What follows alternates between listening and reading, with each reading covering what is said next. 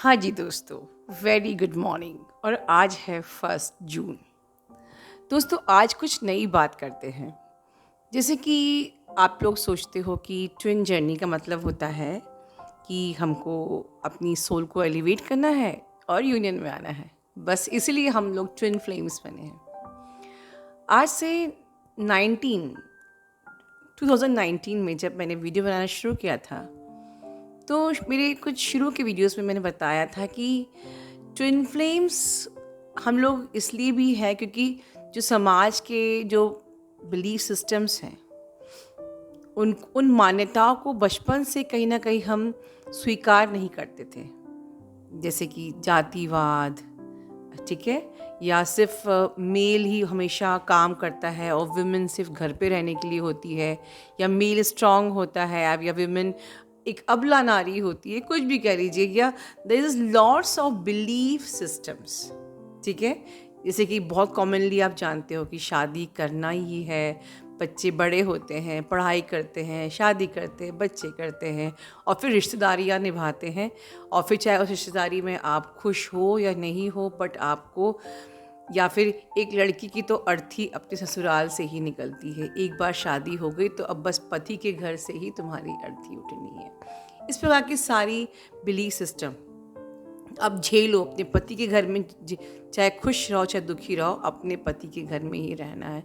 ऐसे बहुत सारे अनगिनत बिलीफ सिस्टम्स, ठीक है, उसके पहले भी होते थे, ठीक है। जैसे सती प्रथा, ये सब क्या था? ये रॉन्ग बिलीफ सिस्टम ही तो था, ठीक है। तो ट्विन फ्लेम्स आए थे इस बिलीफ सिस्टम के अगेंस्ट स्टैंड लेने के लिए, और तभी हम स्वीकार नहीं करते हैं, हम अपने आप को एलिवेट करते हैं, ठीक है। हम डायमेंशन को रेज करते हैं और फिर हम सच्चाई को स्वीकार करते हैं। क्योंकि यहाँ पर बिलीफ सिस्टम लोगों ने अपनी कंफर्ट्स के हिसाब से तय किए थे। यहाँ के बिलीफ सिस्टम भगवान ने नहीं तय किए हैं, ठीक है। लोगों ने अपने कंफर्ट्स के हिसाब से, हमारे जो बड़े बुजुर्ग हैं उन्होंने बनाए थे। कहीं पर किसी किसी जगह पे मैं मानती हूँ कि सही भी हैं, ठीक है। तो जिस प्रकार से आजकल मुझे काउंसलिंग में आता है, जो मैरिज, जो आप लोग डेटिंग साइट और जो आपके marriage.com में जिस तरीके से आजकल आप लोग बताते हो कि हम लोग कुछ मंथ्स पहले डेटिंग करते हैं और बाद में हमको वो इंसान सेलेक्ट करता है नहीं करता है, this is not the right way.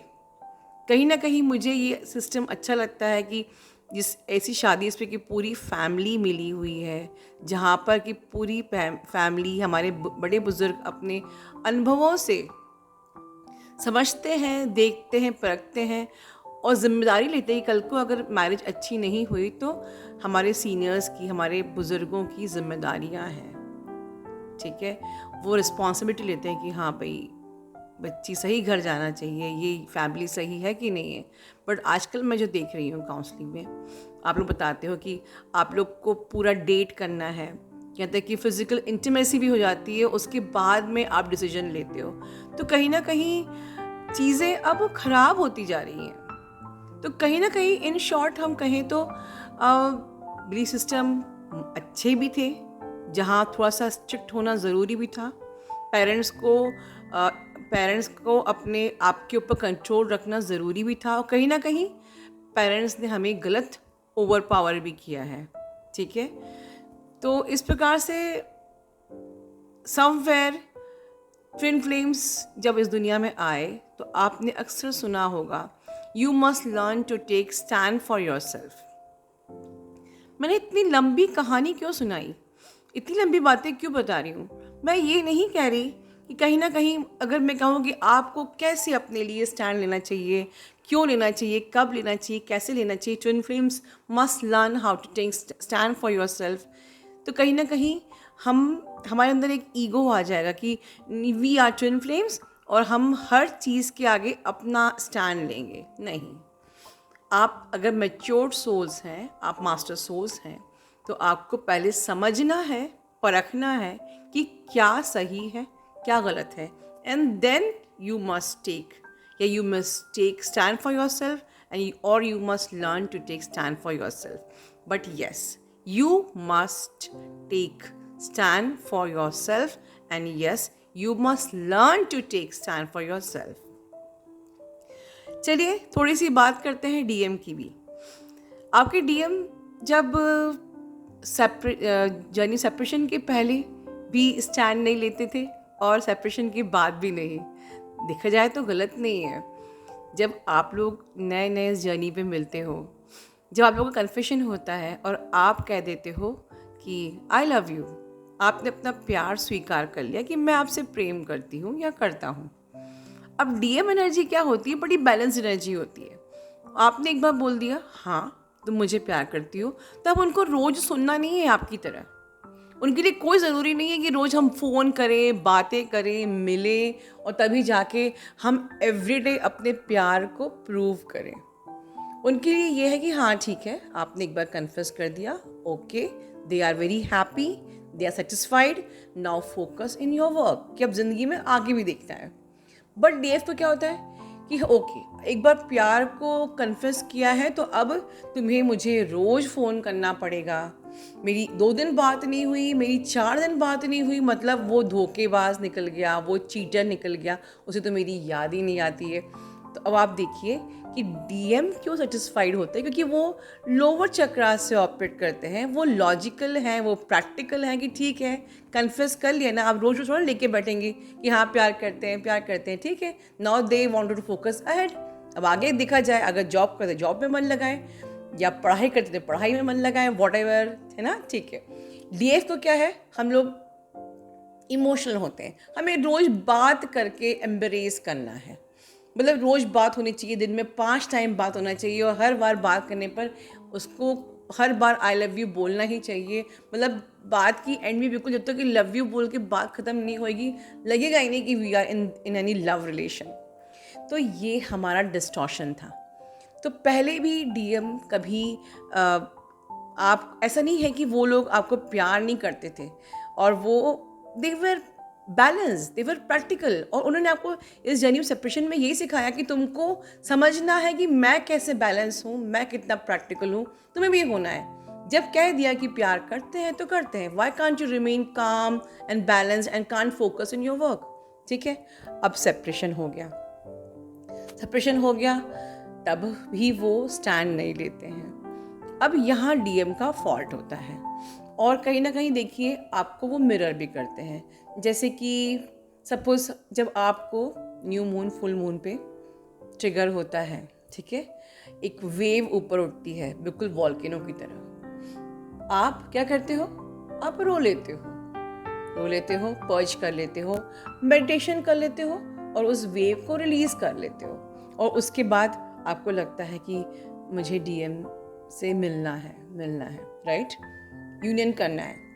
DM का क्या है, उनकी साइकोलॉजी क्या होती है, यही वेव उनकी भी उठती है, आपसे बात करने की वेव. अगर वो आपसे फियर में आकर रन कर भी गए, या आपकी इतनी इंटेंसिटी से वो घबरा के या कमिटमेंट के डर से या आपको हर्ट ना हो किसी भी फियर से अगर वो रन भी कर भी गए, या कोई फैमिली में इशू है या कुछ भी सामाजिक प्रॉब्लम्स या कार्मिक पैकेजेस हैं, जो कुछ भी हैं, अगर वो आपको बट वो आपको मिस ज़रूर करते हैं. इस बात को अंडरलाइन कर दीजिए.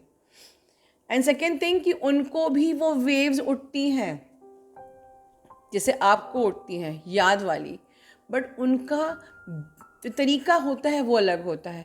आप रो लेते हो, कहते ना, सिखाया गया है, बिलीफ सिस्टम, आदमी रोता नहीं है, डीएम नहीं रो पाते हैं. वो क्या करते हैं फिर, वो नहीं रोते हैं, वो एडिक्शन में चले जाते हैं. And that is the reason कहा जाता है कि डीएम को एडिक्शन का इशू है. वही वेव जो आपको उठ रही है, वही वेव उनको उठती है, बट आप रो लेते हो, चार्ज हो जाते हो, रिलैक्स हो जाते हो और मेडिटेट करते हो और आगे बढ़ जाते हो. वो नहीं बढ़ पाते हैं क्योंकि आदमी तो रोता ही नहीं है, सिखाया यही है. ठीक है. वो एडिक्शन में या तो दारू पिएंगे, या वो सेक्सुअलिटी से ऑपरेट करेंगे, या वो पॉर्न देखेंगे, या वो आपके पास आएंगे सिर्फ सेक्सुअलिटी के लिए, क्योंकि उस अर्ज को, वो उस प्यार की ज़रूरत को, उस रोमांस अर्ज को, उस प्रेम की जो नीड को वो लोग सिर्फ समझते हैं कि या तो सेक्सुअलिटी से अपनी फीलिंग जताई जाए, या फिर लाइक दिस.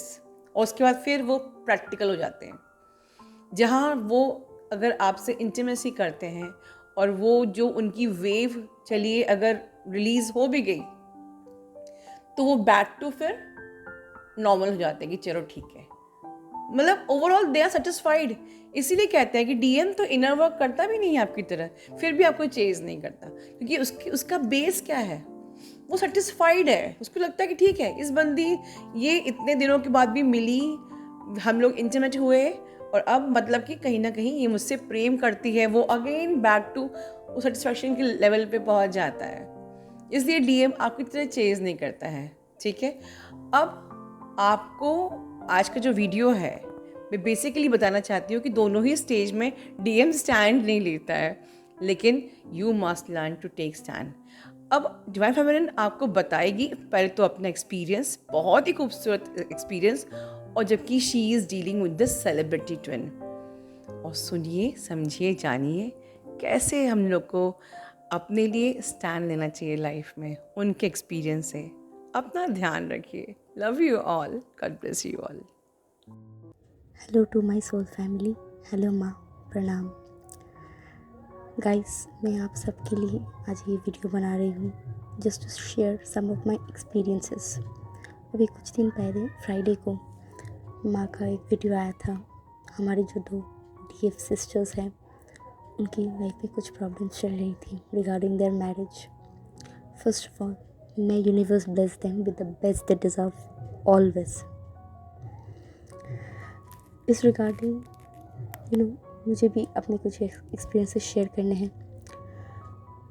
आप सबको शायद इस बात से गुजरना होता है ना कि पेरेंट्स के प्रेशर शादी को लेके। मुझे भी इस बात से गुजरना पड़ा है, अब भी है। इनफैक्ट मैं एक डीएफ हूँ जो कि नेक्स्ट संडे को 29 की हो जाऊँगी। मेरे जो डीएम हैं वो 42 के हैं। इस साल अक्टूबर को वो 43 के हो जाएंगे। And we both are unmarried, thanks to universe. सच बताऊँ, मेरे मन में जर्नी के पहले ये सवाल आता था कि शादी कब होगी, पता नहीं होगी कि नहीं, किससे होगी, डीएम से होगी या नहीं। अब नहीं आता। इसलिए नहीं आता क्योंकि अब मैं जानती हूँ कि जो मेरा डिवाइन मैस्कुलिन है वो ऑलरेडी मेरे पति है। He is my cosmic husband. Yes, he is my cosmic husband from eternity. इस जन्म से परे, हर जन्म से परे, जब से मैं हूँ उस इटर्निटी से हम दोनों साथ हैं। वो मेरे कॉस्मिक हस्बैंड है, वो मेरे इटर्नल पार्टनर हैं, वो मेरे डिवाइन काउंटर पार्ट हैं। आप कुछ भी कह सकते हैं उसको। And I am blessed to have him. First of all, शादी को लेके प्रेशर कोई नई बात नहीं है। हम सबको इस बात को फेस करना पड़ता है। मेरे केस में मैं एक मिडिल क्लास बंगाली फैमिली से बिलोंग करती हूँ, और जैसे कि मैंने कहा कि नेक्स्ट वीक में 29 की हो जाऊँगी, तो प्रेशर और ज़्यादा बढ़ रहा है। कोई बात नहीं। आज से 4 महीने पहले मेरे लिए एक रिश्ता आया। ठीक है, उस वक्त मैं ऑलरेडी जर्नी में थी, मैं वर्क भी कर रही थी, तो मुझे लगा मैं यूनिवर्स को सरेंडर कर देती हूँ, वो संभाल लेंगे। And I was completely in surrender mode to universe. वो लोग देखने आए, उनको मैं पसंद आई, मेरे घर वालों को भी वो पसंद आए। अब बात जैसे जैसे आगे बढ़ने लगी तो मैं डरने लगी कि हो क्या रहा है, क्योंकि मुझे यूनिवर्स पे पूरा भरोसा था, वो कुछ ना कुछ कर लेंगे। ठीक है, डरने लगी और ज़्यादा कि हो क्या रहा है।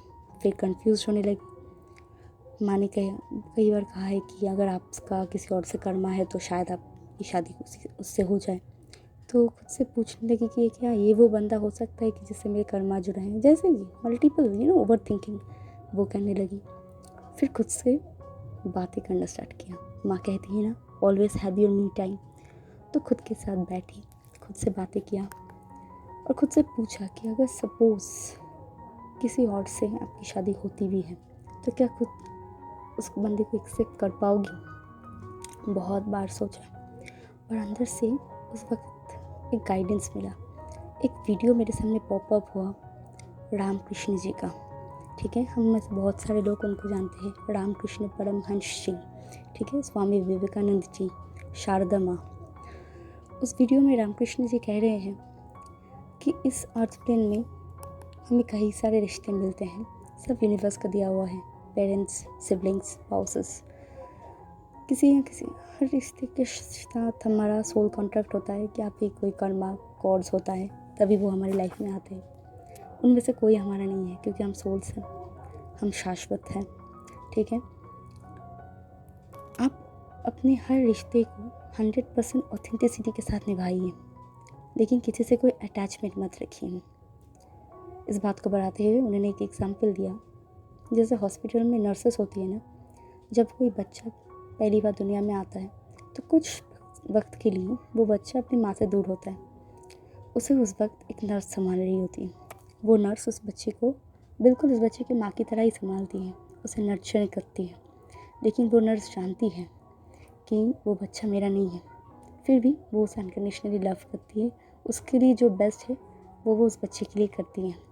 ठीक है, हमें बिल्कुल उस नर्स की तरह बनना है। इस अर्थ प्लेन का हर एक रिश्ता, चाहे वो पेरेंट्स से हो, सिबलिंग से हो, दोस्तों के साथ हो, स्पाउसेस के साथ हो, वो सब हमारे यूनिवर्स का दिया हुआ है, यूनिवर्स का गिफ्ट है हमारे लिए। ठीक है, हमें हर रिश्ते को निभाना है 100% ऑथेंटिसिटी के साथ, 100% ऑथेंटिक बनना है, हर रिस्पॉन्सिबिलिटी को अच्छे से निभाना है, लेकिन किसी से कोई अटैचमेंट नहीं रखना है। अंदर ही अंदर हम जानते हैं कि हम सोल्स हैं, हम डिवाइन की इंस्ट्रूमेंट है, वो सब उन्हीं का दिया हुआ है। हम उनको अपनी ब्लेसिंग्स के रूप में चेरिश करेंगे, लेकिन किसी से कोई अटैचमेंट नहीं रखेंगे। ये गाइडेंस जब मुझे आया तब मुझे मेरा आंसर मिला कि भले ही सपोज़ कि मेरी शादी किसी और से होती है, मेरा कर्मा किसी और के साथ जुड़ा हुआ है भी, तो वो बंदा मेरे शरीर का पति होगा।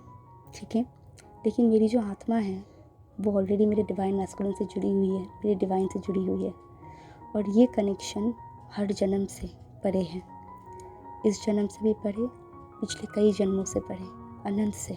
जब मैं हूँ, जब से मैं हूँ, तब से वो मेरे पति हैं, वो मेरे इटर्नल पार्टनर हैं, और हम दोनों डिवाइन से जुड़े हुए हैं। इस जन्म का कोई भी रिश्ता उस कनेक्शन से बड़ा कभी नहीं हो सकता। तो अगर किसी और बंदे से मेरी शादी होती भी है तो वो बेशक मेरे शरीर का पति होगा। मैं अपनी 100% ऑथेंटिसिटी के साथ उससे वो रिश्ता निभाऊंगी। बिल्कुल, एक इंसान की अपनी वाइफ से या अपने स्पाउस से जो भी एक्सपेक्टेशंस होंगे मैं ज़रूर कंप्लीट करूंगी, लेकिन वो मेरे सोल का कभी नहीं हो सकता, मेरा सोल उसका कभी नहीं हो सकता। मैं बिल्कुल फर्म थी। जिस दिन फर्म हो गई इस बात को लेके, अगले दिन सुबह, जिसे हम कहते हैं ब्रह्म मुहूर्त, वहाँ पे उस ब्रह्म मुहूर्त में मुझे एक सपना आया जिसमें मेरे डीएम आए थे। अब माँ हमेशा कहती हैं कि डीएम हर वक्त सपने में नहीं आते, वो तभी आते हैं जब आपको किसी गाइडेंस की ज़रूरत होती है। तो मैंने सपना देखा कि मेरी डीएम की शादी हो रही है, मैं उस शादी में मौजूद हूँ, हम दोनों एक दूसरे की तरफ देख रहे हैं, हम दोनों एक दूसरे से बहुत प्यार करते हैं। मैं उनकी तरफ देख रही थी और ये सोच रही थी कि आप खुद डिसीजन लो, टेक योर ओन डिसीजन, मैं आपको मैनिपुलेट नहीं करूँगी, आपको डिसीजन खुद लेना है कि आपको क्या करना है। और उन्होंने क्या किया, मेरी डीएम ने वो शादी तोड़ दी। उन्होंने अपने परिवार वालों से कह दिया कि मुझे ये शादी नहीं करनी क्योंकि मैं किसी और से प्यार करता हूँ, और मेरा सपना टूट गया, सुबह हो गई। ठीक है, गाइडेंस ये था मेरे लिए कि I must take stand for myself. अगर मुझे ये शादी नहीं करनी है तो मुझे ना बोलना सीखना चाहिए। ठीक है, यूनिवर्स आपको गाइडेंस देते हैं, आपके डीएम आपको गाइडेंस दे सकते हैं, पर आपको खुद के लिए स्टैंड खुद लेना होता है। ठीक है, मैंने उस दिन अपने माँ से कहा कि मुझे ये शादी नहीं करनी है माँ, अब बात को आगे मत बढ़ाओ, मैं यहाँ पे खुश नहीं रह सकूँगी, प्लीज़। और मैंने यूनिवर्स को पूरा चीज़ सरेंडर कर दिया कि मैंने कह दिया है, I take stand for myself, आगे आप संभाल लो, बस ये देख लेना कि किसी का दिल ना दुखे।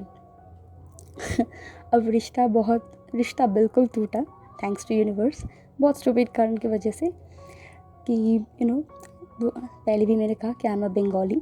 तो बंगाली फैमिली में जो भी अब हमारे बंगालीज है वो जानते होंगे कि फ़िश इज़ मैंडेटरी, कि फ़िश आपको खाना ही पड़ेगा अगर आप बंगाली हो। ठीक है, मैं फ़िश नहीं खाती थी, दो I was a non vegetarian eight that time, पर मैं फ़िश नहीं खाती थी। तो लड़के वालों ने ये कह के रिश्ता टाल दिया कि लड़की फ़िश नहीं खाती है, कैसे एडजस्ट होगा। I was so happy, trust me. मैं बहुत ग्रेटफुल थी यूनिवर्स के लिए कि थैंक यू सो मच कि किसी का दिल भी नहीं दुखा और रिश्ता टूट गया। नेक्स्ट चैलेंज मेरे लिए ये आया इस नॉन वेज को लेकर। पहले भी मैंने कोशिश की थी नॉनवेज छोड़ने की, नहीं छोड़ पाई क्योंकि मैं खुद एक बहुत बड़ी फूडी थी और मुझे मेरे अंदर खाने को लेकर एक ऑब्सेशन था, I love nonveg at that time. But जैसे जैसे इनर वर्क होता है ना, इनर वर्क करते करते हमारी सोल ग्रो होती है, तो आपको समझ में आता है कि जिस चीज़ को आप कंज्यूम कर रहे हो वो भी आप ही की तरह एक सोल, एक बॉडी है जिसमें एक सोल बसा हुआ था, जिसे मर्डर किया गया आप ही की वजह से। मैं बहुत हार्श में बोल रही हूँ शायद, माफ़ कर देना, पर ये बात सच है। आप अपने स्वार्थ के लिए किसी और को मार रहे थे, वो सही नहीं होता।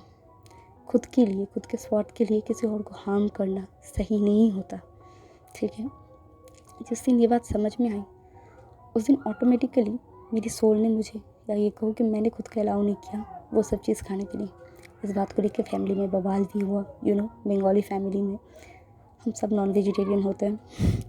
तो मैंने अपनी माँ से अच्छे से बात की, कोई झगड़ा नहीं, कोई बवाल नहीं। मैंने उनसे कहा कि देखो माँ, मैं नहीं कर सकती, मैं अपने लिए किसी और को हार्म नहीं कर सकती, आप मुझे माफ़ कर दो। अगर आपका इस बात से दिल दुखता है तो आई एम रियली सॉरी।